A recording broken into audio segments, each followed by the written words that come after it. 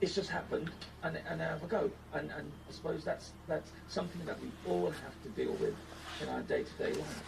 Paul, we've heard a lot about spotters here. Can you help us with some advice about how to spot a spotter? Well, it's not as simple as that, really.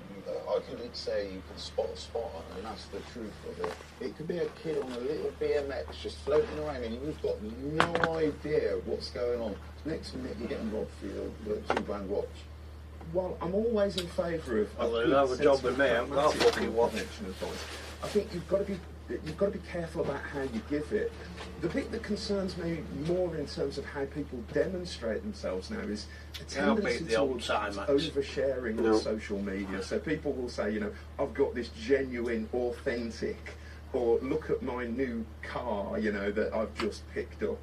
And what they fail to recognise is that's not just being shared to people that they know, but people that they know and who they know and who they know.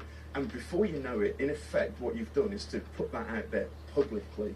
And that is where you can be spotted in a way that you might not even realise that it's spotted online, spotted in the real world. Absolutely. But the online world is very much more so the real world. Thank you. Extremely helpful. And thank you to you all for fantastic. Right, moving on to this week's Woodcock this week, and praised as a true hero is Michael, who's an inspector in the Metropolitan Police's Special Constabulary. While off duty, Michael helped take everyone to safety at the scene of fire, which had been started by a crane lorry on the M20. He alerted the emergency services, and the swift response of Michael and everybody else meant that everyone escaped the fire completely unharmed. That was Michael. Oh, bloody Nora. Bad cop, and proving he's not above the law, is a former Gwent police officer who sent sexually inappropriate messages to colleagues and a vulnerable victim of crime. The force has controversially refused to name this officer or reveal his rank on health grounds, referring to him only as Police Officer A. This ex-male officer resigned before the actions to fire him were taken, but he's put on the College of Policing's barred list. He also cowardly refused to attend his discipline hearing, so he didn't even hear himself being fired, so to speak. Enough said. All right, it's time for the part of the show where we bring you the mucks of thugs who are terrorising our streets. The mucks of Have thugs. you seen these criminals? First up is this suspect.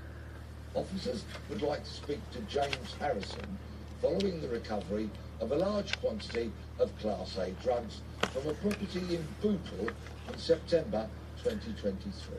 He is described as a white male, 5 foot 5 inches tall, with red hair and He's not got much going for him, has he? Next, we have Liam 5 foot 5. from Farnham, Scouser who's with wanted red on hair. breach of court bail. He is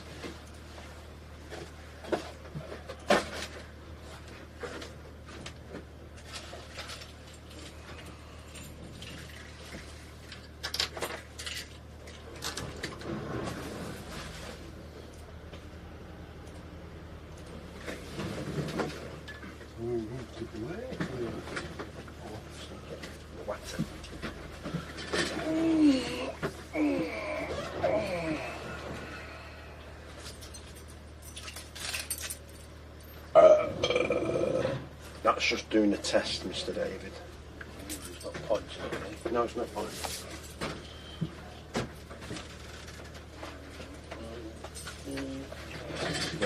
white, short brown hair, green eyes, and he also has links to London. Lastly, do you recognise this man? Police are appealing to trace this person after an assault in a pub in Islington left a man with life-changing facial injuries after he was attacked with a knife. The suspect left before police arrival. If you think you know or have seen any of these crooks, get in touch anonymously with Crime Stoppers on 0800 555 111. Right, that's all we've got time for this week. Many thanks to Paul, Catherine, James and Leroy. Be sure to leave us a comment, like and subscribe, and we'll be back next week for more Crime Suspects.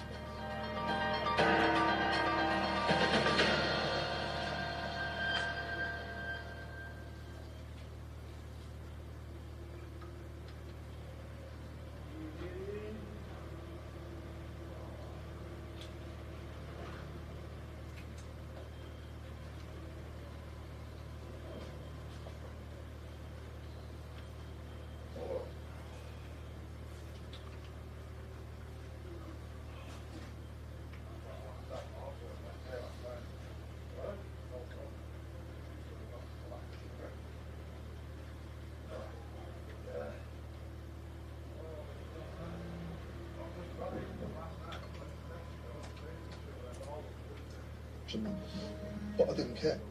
I was so far gone. I thought I was untouchable. I thought, I'm mixing with so many police, I'm doing all this. They're not going to come after me. Hello and welcome to Crime Suspect, where each week we unravel some of the UK's most prolific crimes, as well as providing in-depth analysis on the criminality that plagues our nation. On the show today, is the biggest gang in Britain actually the police? We expose a complex web of corruption and the chilling extent to which organised crime gangs have infiltrated our coppers.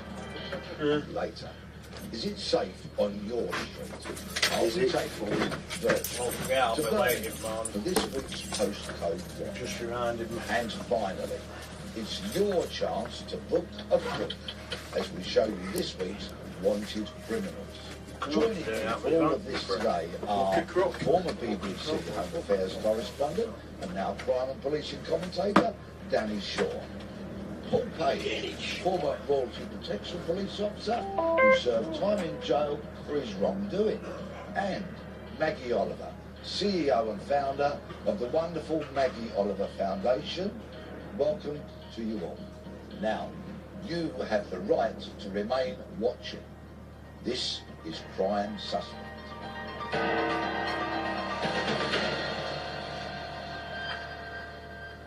Now, faith in British policing is at an all-time low. The Metropolitan Police, the country's largest force, was branded as being institutionally racist, misogynistic and homophobic by the Baroness Casey Review.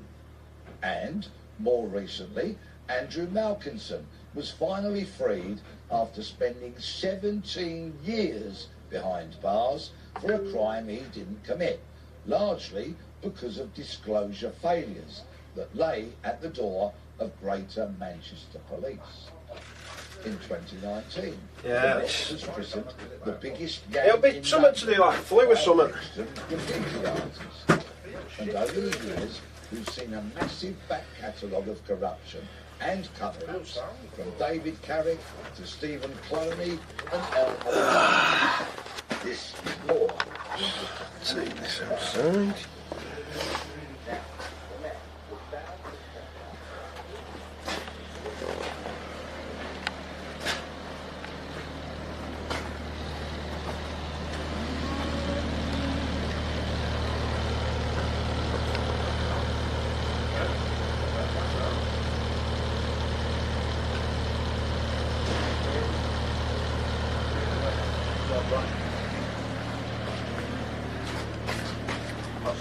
Sorry.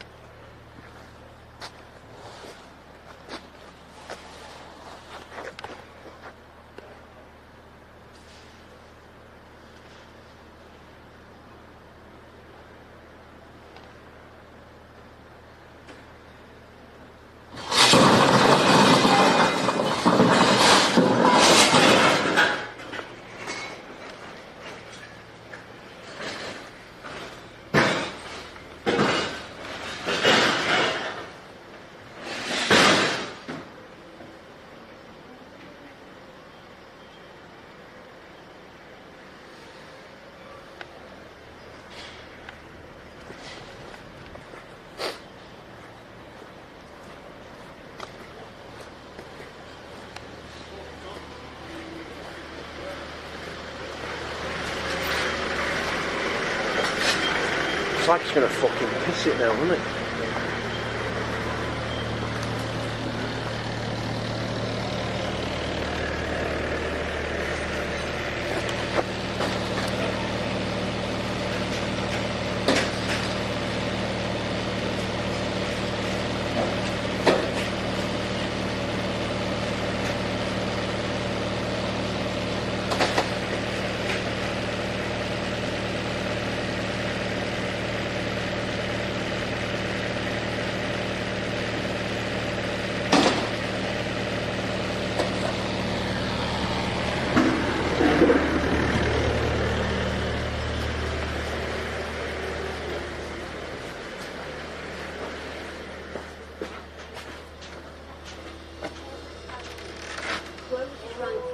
When they are doing what somebody like you and I, as a serving police officer, There you go, Martin. for a long time. Hopefully that was all right. Thank you. Accountability. Accountability. Paul, you were held to account for your actions, but it was a very different set of police and circumstances. Tell us what happened, please. I mean, I was on the Royal Protection Command from 98 to 2004. During that time, I was trading on the stock market and I became a millionaire, which obviously as a police officer is a good thing. Long story short, about 2001, there was a crash in the markets. I lost a hell of a lot of money. Unfortunately, what I should have realised then is that it was over. I tried to trade my way out of a loss, which is the best thing you can do.